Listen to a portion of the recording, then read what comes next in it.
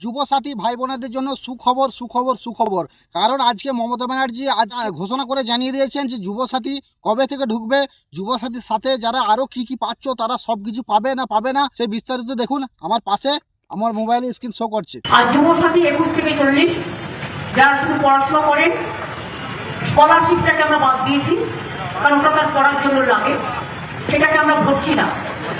বাদ বাকি অন্য কোনো স্কিম না পেয়ে থাকলে তারা সকলেই, আমরা বলেছিলাম 1 এপ্রিল থেকে টাকাটা তাদের অ্যাকাউন্টে যাবে।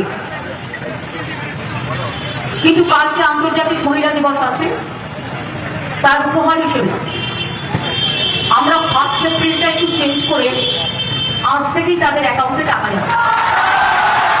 তোমরা শুনলে মমতা ব্যানার্জি পুরো ঘোষণা করে দিল যুবসাথী ভাই বোনেদের অ্যাকাউন্টে যুবসাথীর যে 1500 করে টাকা ঘোষণা করেছেন মমতা ব্যানার্জি সেই টাকা ঢুকে যাবে।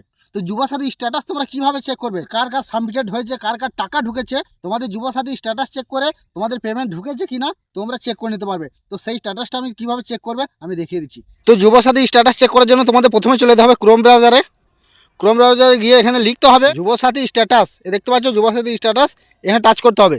এখানে টাচ করার পর দেখতে পাচ্ছ বাংলা যুবসাথী ওয়েবসাইটটা আছে, এই ওয়েবসাইটে ক্লিক করতে হবে। এখানে ক্লিক করার পর উপরে লেখা আছে দেখতে পাচ্ছ অফিসিয়াল লগ ইন, এখানে টাচ করতে হবে। অনেকের লগ ইন সমস্যা হচ্ছে, তার জন্য বলবো এই ভিডিওটি ভালোভাবে দেখো।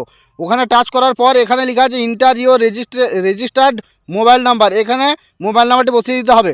মোবাইল নাম্বারটি বসানোর পর এখানে ইন্টার ক্যাপচা কী দেবে, এখানে সলভ লেখা আছে দেখো 12+1 কত হয় এখানে লিখে দিতে হবে। তারপর মোবাইল এখানে ভেরিফাই পিনে টাচ করতে হবে।